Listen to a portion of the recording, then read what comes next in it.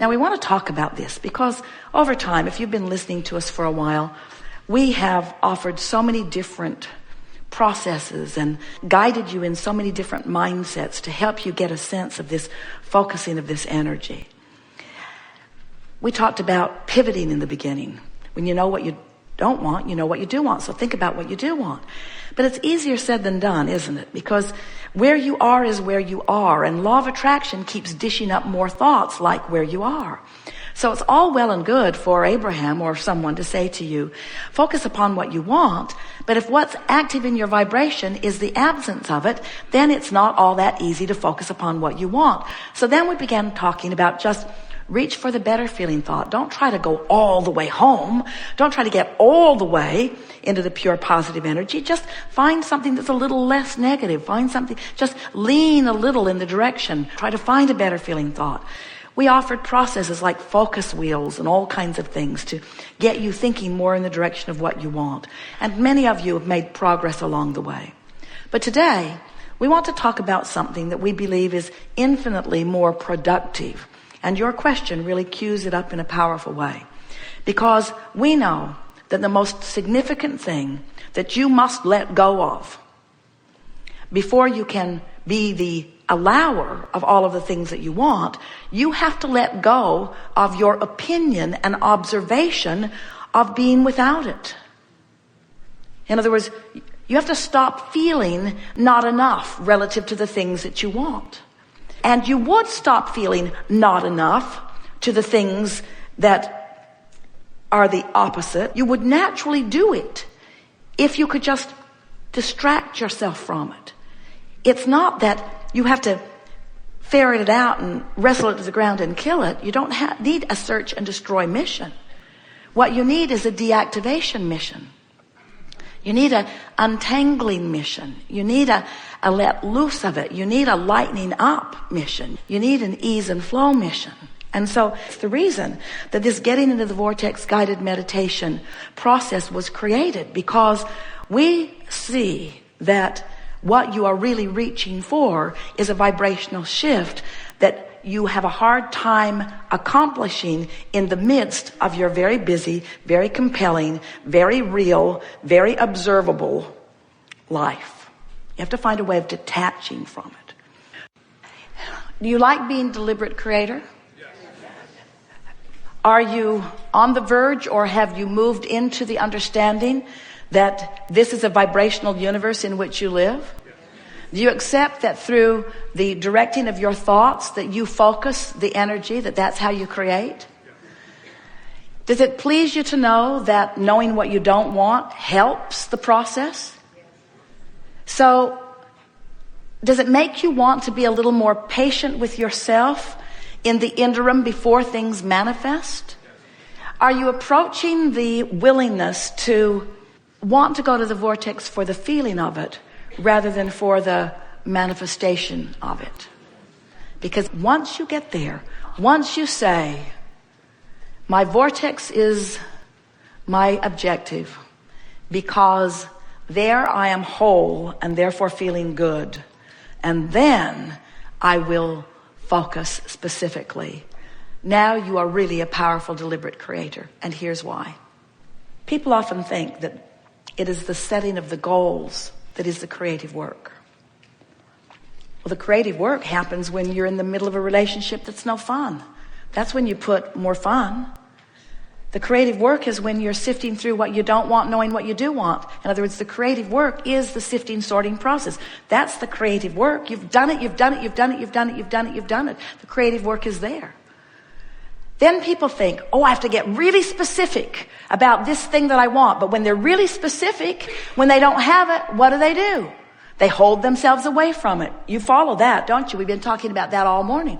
So when they're not in the vortex and they're really specific about what they want, I want this person to be this tall and have this much money and have this color of eyes and to call me this and to do these things and to have this agenda and to have this heart. When you're saying all of those things and you're not in the vortex, but you're being specific because you think you're supposed to be specific, because that surely must be what deliberate creating is, you just hold yourself out there, having more experiences you don't want, more experiences that you don't want.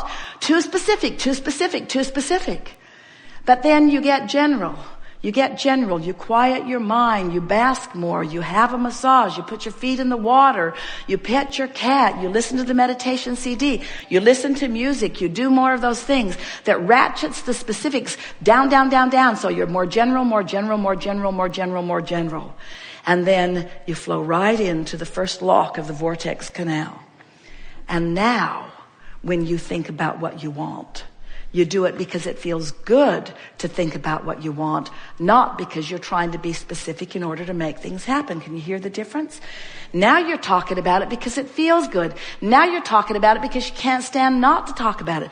Now you're talking about it because it's who you are and it's what's showing itself to you. Now you are going with the flow of it. Are you following what we're getting at? This is such an important distinction. You want to get into the vortex and then be specific. So the rule of thumb has always been, be as specific as you can be and still feel good. And when you're not in the vortex, you can't be specific at all and feel good. But once you get into the vortex, that's when you want to start talking about it. Jerry and Esther will get into a moment in time where they're feeling so good, where something that has happened is feeling so good, and they will just milk it and milk it and milk it and milk it.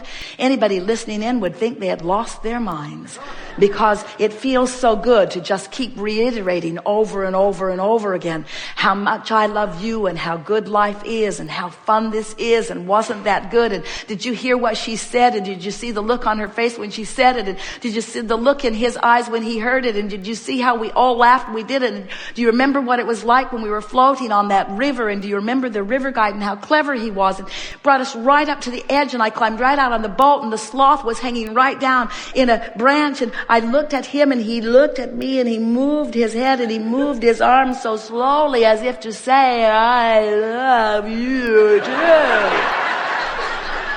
Jerry and Esther have had that conversation 15 or 20 times since they had their up close and personal relationship with the sloth on the Amazon River in Costa Rica. In other words, they just keep milking it and milking it and milking it and milking. Eric was the man who was driving the boat. He would say, can you see that crocodile? What crocodile? He would put his laser beam on it and he would shine a light right on the eye of the crocodile, and then the crocodile would look at them and they would look at it, and it would look at them and they would look at it.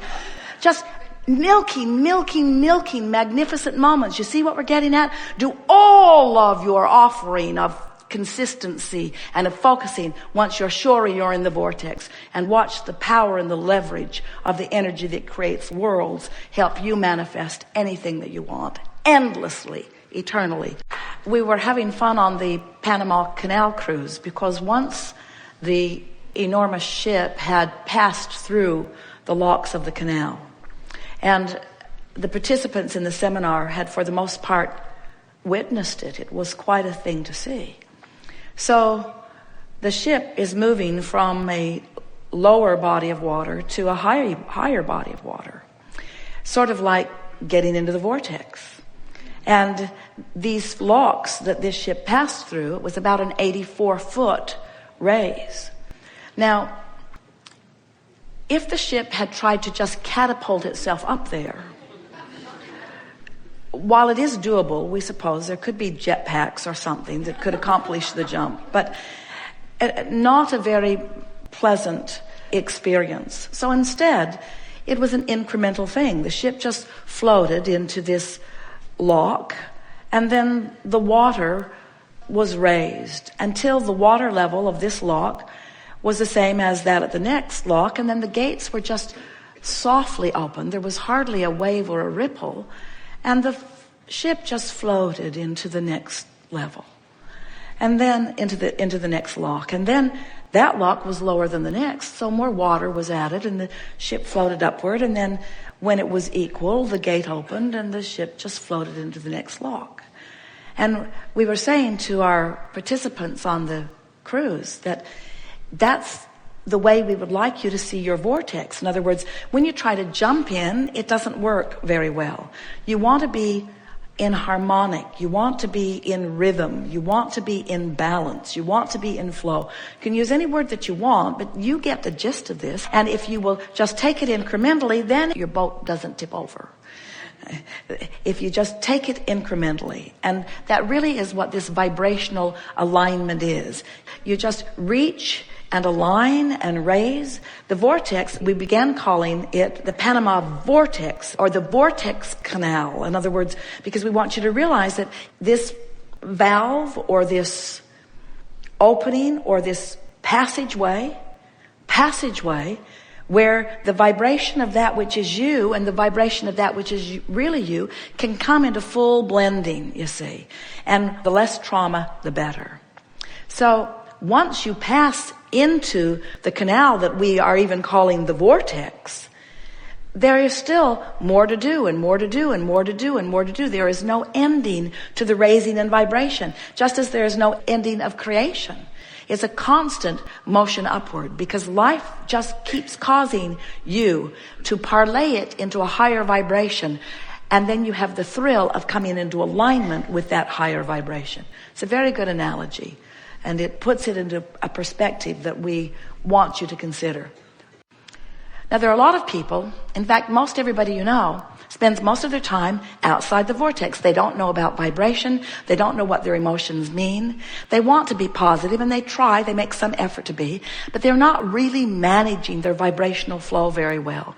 So most people are outside the vortex most of the time. And then they gather together in groups, on the internet, or just in neighborhoods. Law of attraction sort of brings them in their similarities together. And they come up with conclusions about how they and everybody else should live life. Laws are made from that group. In other words, they are the ones that decide. They sort out the good piles from the bad piles, and they decide what's the right way of life and what's the wrong way of life. And we will acknowledge that among those outside the vortex efforters, that it is evident when someone is trying and when someone isn't. They have diplomas. They have better paying jobs in many cases. They live in nicer houses in many cases. You can tell which ones are trying and which ones aren't in that out of the vortex group. But friends, it's the out of the vortex group. It's like being king of the molehill. It's the out of the vortex group. In other words, the masters come from in the vortex. Your clarity, your inspiration, your creations, your inventions, your wonderful new ideas, your zest for life comes from the inside the vortex group, you see. So we're not wanting to make you feel bad when you're out of the vortex, because certainly it adds to the step one experience. We just want you to get this into perspective and realize that next time you find yourself really digging in and trying hard, that you're working against yourself. And you might want to just chill for a while and remember who you are. Maybe listen to some meditation. Maybe count your breathing. Maybe get in sync with some music. Maybe bask a little. Maybe do something that is pleasing. Maybe do anything or everything that you can think of to release the tension that is holding you outside the vortex. And it is our promise to you that once you are aware of the existence of this vortex, and once you are aware of your guidance system, which lets you know where you are in proximity to it, and once your mantra, once your motto, once what really matters to you is, today, no matter where I'm going, no matter what I'm doing, no matter who I'm doing it with, it is my dominant intent to look for what I'm wanting to see. I'm agreeably oriented. I am appreciatively oriented. I comment on things that I appreciate. And when I feel an impulse to criticize, I sit on it. I don't go with it. I don't make more of it. I don't amplify it with words. I don't amplify it with groups. I don't comment on it. I no longer am trying, efforting myself into a better place. I'm practicing the art of allowing. Because I've now discovered that my inner being is in my vortex and calling me home, calling me toward all that I've become. And if I am even hanging around in the vicinity of hopefulness, my vortex calls me in on a really regular basis. And once you start living more of your life from inside the vortex, You'll have more insight. You'll have better timing. You'll feel better. Your sense of humor will be keener. Your sense of intelligence will be keener. You'll think of things, those to-do lists. You won't have to drag them around. You'll be at the grocery store and you'll remember what you want. You'll be moving through life and the right thing.